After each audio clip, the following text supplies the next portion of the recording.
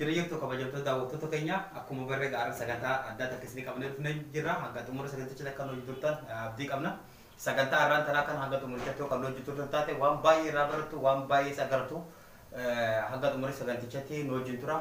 Waan hojii turtan kan ammoo subscribe fi share godhuun dagatinaadha. Har'aan tanas waan agartee waa irraa baratan tokko isin qabee dhufee jira. Akkuma beekamu dhiyeenya kana Ameerikaa keessatti sababa fincila yookaan rabshaa nama gurraacha tokko wajji wal qabate Ameerikaa guutuu keessatti yaa'ii ajaa'ibaati kan deemaa jiru. Uummanni gurraachota akkuma jaarraa gaafa Maartin Luther King sanfatti wantoota garii garii gocha cabsanii haalli siriira ajaa'ibaa gisee godhan kan agarraa jirru. Ameerikaan gama kanaan hoggaa rabshaa keessan keessummeessitu gama biraatiin ammoo cidha biraatiif qopheessaa jirti. Innis maali dhimma Apollo 11 yookaan ammoo NASA gaafa ji'a qubatan waggaa 52ffaa isaaniitti kan kabajataa jiranii. Dhimma bu'uuraa hawaa afaan samii keessaa kan sanii fi akkaataa itti ji'a gubbaa qubatan san irratti wal qabatee waan dhiyeeffannee qabna. Waan tokko akka hojii turtan gamanumaa isin affeeruu barbaada.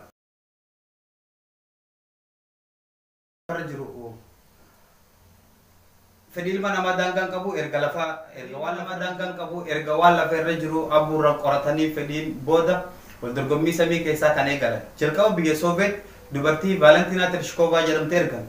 Isinis ji'a irra hin qubanne ollaa ji'a san abuurteetu kan deebite.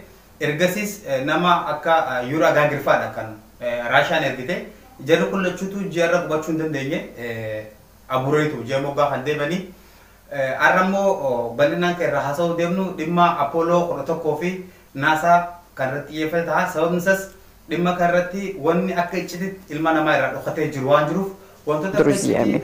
Я могу сказать, что мой космический корабль был сориентирован так из-за... Bararanii ji'a gubbaa gahuuf guyyaa afurii kan itti fudhate. Adeemsi guyyaa afurii kana keessatti mankoraakurii lama kan maqaan isaanii Kolombiyaa fi Eagle jedhamtu kan isaan ittiin furgaani. Kolombiyaan mankoraakurii guddoo taate of keessatti xiqqoo irraa foxoxee gara ji'a gortuuf tan Eagle jedhamtu kan qabattee keessatti jirtu. Haala kanaan egaa adoolessa 16 bara 1969 guyyaa keessaa sa'a 9 fi daqiiqaa 36tti buufata qorannoo hawaa Kennedy irraa kan ka'anii.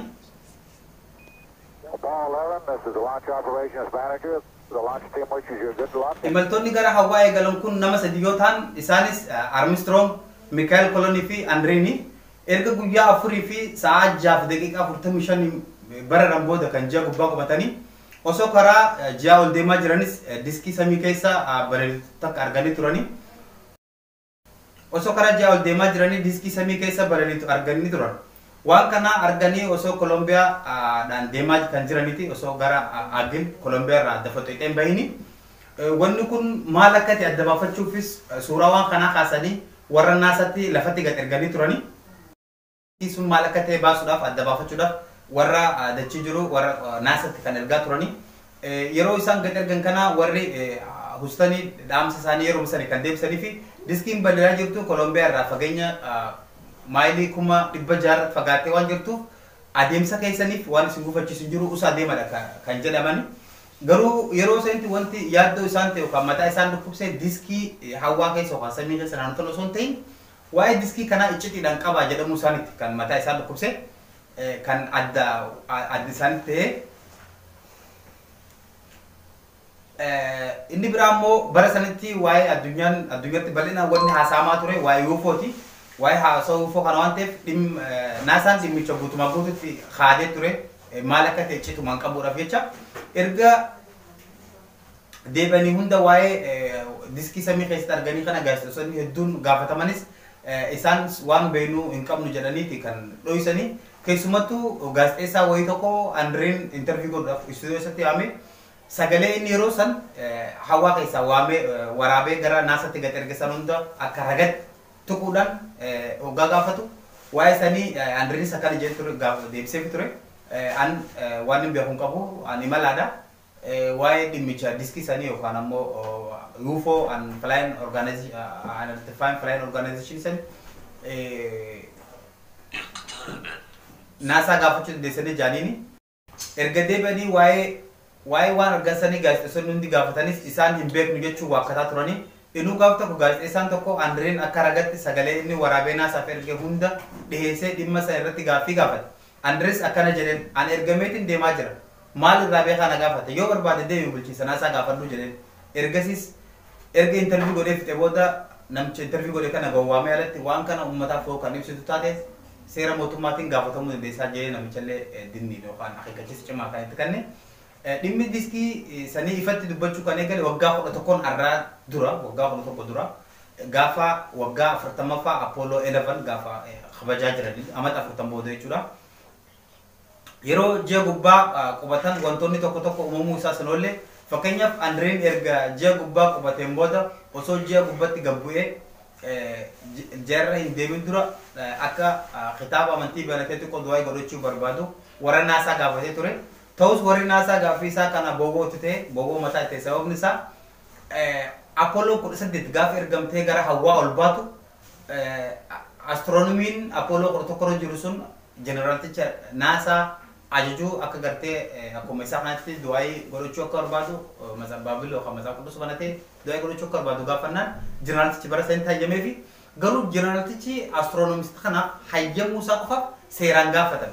Amma gaaffiin Andreen kun akkuma jeneraaltichi amma duraa sanitti nu adamsi jedhanii waan shakkaniif yookaan sodaataniif deebisaa Andreeniif kannuu irraa if qusatanii ta'us kunis ta'uu sun Andreen du'aa isaas godhatee xiqqoo Armstrong boodatti kan hafee gabbu'ee Armstrong ji'arra qubatee daqiiqaa 20 booda Andreen kan kanas teessan Armstrong eegga gabbu'ee daqiiqaa 20 booda Andreen kan gabbu'ee isa faana erga gabbu'ee booda mishin isaan godhan guddaan tokko odeeffannoolee ji'a gubbaa jiran hunda sassaabanii gara naasaatti gara lafaa gad erguudha.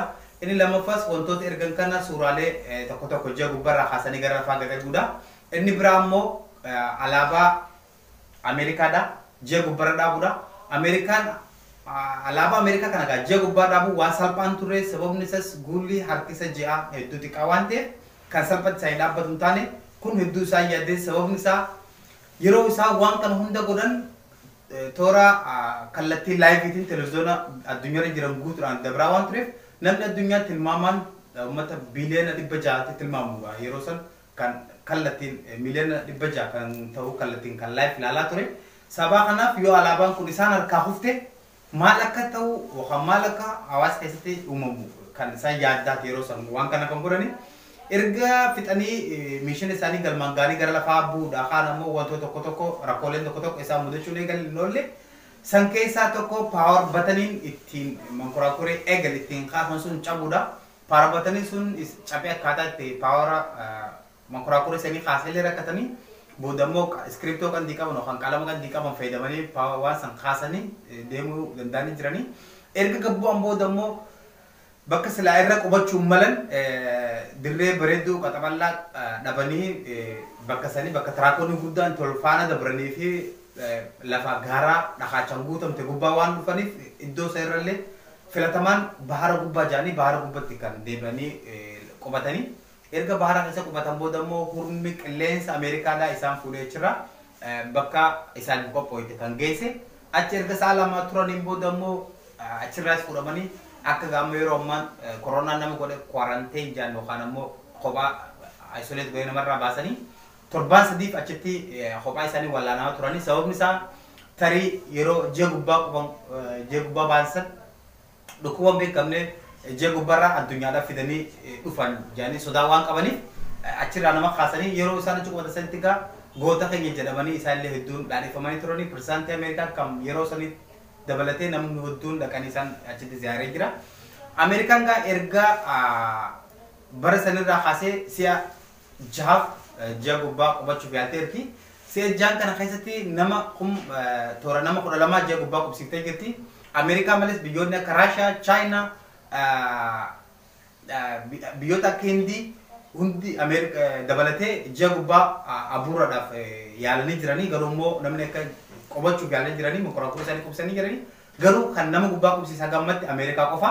Ameerikaan erga bara 1972 booda ji'a gubbaatti takkas nama ergitee hin beektu qorannoo hawaa kan ji'a gubbaa taasisuus dhaabdee jirti. Sababni isaa wacii hin taaneef yookaan ammoo baajata guddaadhaaf isaan saaxila waan ta'eef yeroo Apollo 11 gara ji'a ergitu doolaara Ameerikaa biliyoona 24 wacii gootee jirti.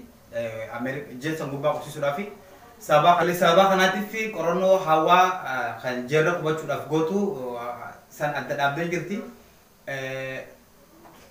Toleka kabajamtoota daawwattoota keenya kanarraa qabanne kanuma fakkaata torban sagantaa biraatiin qabanne walitti deebinutti nagaan nu turaadha. Yoo gartee sagantichi nuti asirraa isin dabarsinu kan jaalatan taate share like subscribe nu godhuudhaan nu gargaara. Nus isin jaalannaa kabajaa fi jaalatee sana immoo wanti ittiin ibsinu yoo jiraate sagantaa babbareedoo ijaaf gurraaf isin miidhagu akkasumas kan waa irraa barattan kabajaaf jaalala isin qabnuuf isin kan finnu ta'a. Carcar connection like subscribe godhaa galatoomaa.